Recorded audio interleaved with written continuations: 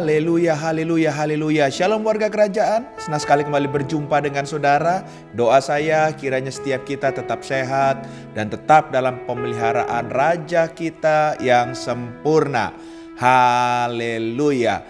Nah, saudara terkasih dalam Tuhan, masih dalam serial tentang keuangan. Haleluya, ya. Seringkali saudara terkasih dalam Tuhan, kita berpikir bahwa bagi orang-orang yang berkecimpung ya di dalam bidang finansial, secara otomatis mereka pasti bisa mengatur keuangannya. Haleluya. Saudara, logikanya memang seperti itu, saudara. Tapi ya, saya pernah berjumpa dengan seseorang yang katanya dia mengaku adalah sarjana akuntansi, saudara terkasih dalam Tuhan. Ternyata dia nggak bisa mengelola keuangannya dengan baik. Ya, nah puji Tuhan, dia ditolong oleh seorang penolong istrinya, makanya ini berfungsi seorang istri ya atau pasangan ya untuk menolong kekurangan kita. Waktu dia terbuka soal hal itu, puji Tuhan pasangannya ini bisa menolong dia sehingga pengelolaannya bukan dia yang mengatur tapi pasangan yang mengatur, dan puji Tuhan ya akhirnya rumah tangga yang berbahagia dan diberkati oleh Tuhan. Nah, ternyata saudara, orang yang punya pengetahuan saja soal finansial itu tidak cukup, saudara. Nah, pertanyaannya begini, saudara terkasih dalam Tuhan. Bagaimana dengan orang yang juga, saudara, ya nggak mengerti ilmu keuangan? Apakah pasti mereka itu nggak bisa juga mengatur tentang keuangan itu sendiri? Nggak juga. Kita juga mendapatkan banyak orang yang sekolahnya rendah, tapi ternyata mereka bisa mengelola keuangannya dengan baik. Nah, oleh sebab itu ya kita mau belajar hari ini ya, pengaturan keuangan itu adalah sebuah tantangan yang terbesar. Tapi kita harus belajar, mau atau tidak mau kita harus bisa mengelola dengan baik. Baik saudara yang masih sendiri atau belum menikah, atau terlebih daripada saudara yang sudah single parents ya, atau menjadi orang tua tunggal bagi anak-anak saudara. Ya, dan ini tidak mudah perjuangannya, harus memikul segala sesuatunya sendiri, apalagi bagi single parents yang sudah punya anak. Haleluya, haleluya. Oleh sebab itu, bagaimana mengatur keuangan ini dengan baik, dengan anggaran yang sangat-sangat terbatas. Nah, saudara terkasih dalam Tuhan, yang pertama yang saya ingin sampaikan kepada saudara, first thing first ya, atau dahulukan kebutuhan pokok. Nah, coba kita lihat sama-sama dalam 1 Timotius pasal yang ke-6 ayat yang ke-8 dikatakan, asal ada makanan dan pakaian cukuplah. Wow, haleluya, haleluya.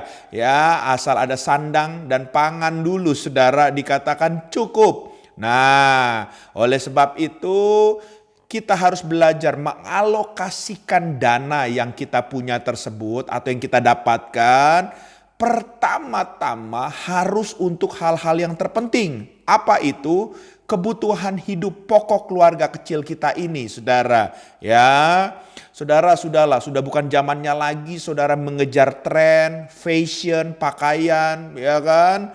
Ya, berburu segala sesuatu yang kelihatannya cuma tampilan luar, ya supaya saudara terkasih dalam Tuhan kelihatannya viral, ya, yang juga ikut-ikutan yang viral di media sosial, supaya cuman karena takut dicap ketinggalan zaman, saudara singkirkan hal-hal seperti itu. Bahkan juga hal-hal yang untuk memanjakan diri sendiri, yang spa lah, pedi-mani lah, pijat refleksi rutin lah.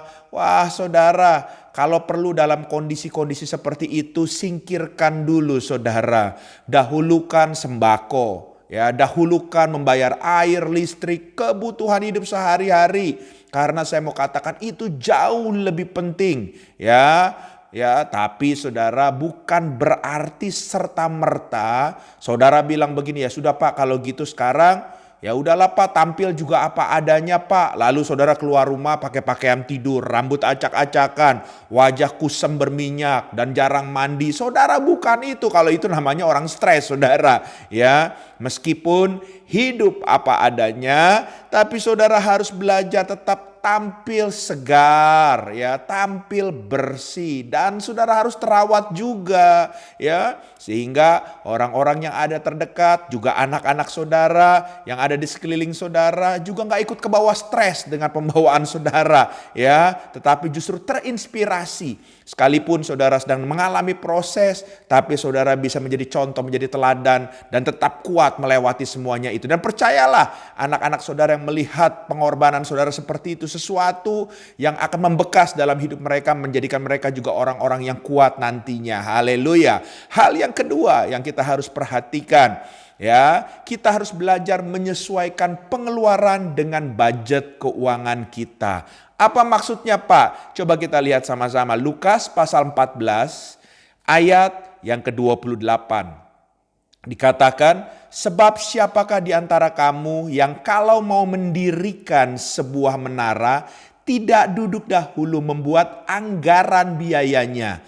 Kalau cukup uangnya untuk menyelesaikan pekerjaan itu. Haleluya, haleluya. Kebutuhan sekunder Anda terus terang nggak kalah banyaknya dari yang primernya, saudara, ya. Mungkin saudara pingin punya asuransi kesehatan, ya, pingin membayar biaya kuliah anak yang terbaik, pingin punya tabungan untuk masa depan saudara, pingin nyicil kendaraan yang baik dan lain sebagainya. Itu mimpi saudara dan itu sah-sah saja, saudara, ya. Bahkan Anda juga berharap anak Anda bisa mengikuti kegiatan sekolah yang terbaik di luar sekolah saudara. Contoh, les musik, les bahasa Inggris, les matematika, dan sebagainya. Tapi seringkali kita terbentur dengan keadaan kita, ya, istilahnya, ya kan, saudara terkasih dalam Tuhan, ingin hati memeluk gunung, apa daya tangan tak sampai, ya. Haleluya. Kalau saudara mengalami hal-hal seperti itu, tunda dulu pengeluaran-pengeluaran yang sekiranya belum mampu Anda biayai. Ya, sebagai orang tua, pastinya Anda sedih kan? Dan Anda ingin memberikan yang terbaik buat putra-putri Anda. Dan saudara dalam hati saudara, aduh sedih banget jadi orang tua, kok gak bisa kasih yang terbaik, gak bisa memberikan les dan lain sebagainya untuk mendukung masa depan mereka. Tapi ingat saudara terkasih dalam Tuhan, ya, hari ini saudara harus berbesar hati dan Tuhan, ya, akan bekerja sesuai dengan zamannya. Saudara bukan hidup di zaman batu. Hari ini zaman itu sudah canggih, saudara. Kalau saudara buka sosial media, ada begitu banyak tutorial-tutorial di channel YouTube yang ada. Saudara yang penting punya pulsa, bisa isi pulsa dan bisa lihat YouTube. Saudara, anak-anak Anda mau les musik, mau belajar musik, belajar bahasa dan sebagainya, itu banyak sekali tutorial-tutorial yang kita bisa pelajari di situ. Bahkan kalau saudara adalah orang yang berkomunitas, makanya penting punya komunitas, khususnya komunitas dalam keluarga kerajaan Tuhan. Saudara bisa saling tolong. Di sana saudara akan ketemu orang-orang yang punya kekuatan-kekuatan tertentu yang mungkin Tuhan bisa pakai mereka untuk menolong anak saudara untuk bangkit juga talentanya dan karunia-Nya. Haleluya. Jadi saudara terkasih dalam Tuhan, keadaan hari ini bukan harga mati membuat kita akhirnya menyerah. Tapi saya mau kasih tahu sama saudara, kita harus belajar sesuaikan pengeluaran kita dengan budget keuangan. Dan Tuhan kasih hikmat, Tuhan tolong. Dan Tuhan akan bukakan jalan dengan cara apapun. Yang penting, cara itu berkenan di mata Tuhan. Haleluya. Hal yang ketiga, saudara. Haleluya. Yang paling penting, hal yang ketiga adalah jangan boros. Sekali lagi saya ulang, jangan hidup boros, ya. Firman Tuhannya dalam Amsal pasal 21 ayat yang ke-20 dikatakan, harta yang indah dan minyak ada di kediaman orang bijak, tetapi orang bebal memboroskannya. Saya percaya kita semua tidak mau dikatakan masuk dalam bilangan orang yang bebal, saudara terkasih dalam Tuhan. Karena Tuhan kasih hikmat sama kita, ya. Dan kalau kita bukan orang yang bebal, bukan gaya hidup kita memboros-boroskan apa yang ada, ya. Oleh sebab itu, saudara terkasih dalam Tuhan, ya, mulai hari ini belajarlah, ya, apa yang kita harus belanjakan, kita belikan itu adalah keperluan, kebutuhan, bukan keinginan kita. Ya, sehingga itu akan menolong saudara. Berkali-kali saya bilang ini untuk kita tidak jatuh dalam gaya hidup hedonisme. Dan akhirnya dengan gaya hidup hedonisme konsumtif kita jadi boros. Banyak hal yang kita keluarkan uang bukan sebagaimana mestinya. Haleluya, buang itu jauh-jauh. Ya, jangan boros. Yang terakhir, yang keempat, saudara terkasih dalam Tuhan. Saudara harus mau bekerja keras. Haleluya, ya, karena berkat itu nggak jatuh dari langit walaupun saudara berdoa di menara doa selalu. Haleluya. Tapi saudara juga harus ada luangkan waktu untuk saudara mau bekerja keras, ya. Mazmur pasal 128 ayat yang kedua dikatakan, apabila engkau memakan hasil jeripayah tanganmu, berbahagialah engkau dan baiklah keadaanmu. Jadi mulai hari ini bukalah pintu hati saudara untuk saudara mau melangkah dengan iman. Percayalah untuk saudara mau mengerjakan apa yang Tuhan percayakan. Jangan gengsi, jangan malu dulu. Apa yang dibukakan itu dulu, kerjakan itu dengan setia. Mungkin itu adalah batu lompatan untuk pekerjaan-pekerjaan yang lebih lagi dalam kehidupan saudara. Dan mungkin dimulai dari step 1. Nggak mungkin ada step 2 kalau nggak mulai dari step 1. Nggak mungkin ada langkah kedua kalau tidak mulai dari langkah yang pertama. Jadi yang penting setialah dari apa yang Tuhan percayakan terlebih dahulu. Kerja keras, kerjakan dengan baik. Tuhan memberkati. Haleluya. Izinkan saya berdoa buat saudara. Tuhan terima kasih. Sekalipun kami Tuhan, mungkin di antara kami ada yang single parent. Kami mengalami kesulitan soal keuangan. Tapi kami belajar bahwa prinsip firman Tuhan kalau kami terapkan, Tuhan yang akan menolong kami. Sebab Engkau adalah sumber berkat itu. Tingkap langit terbuka, Engkau memberkati setiap kami.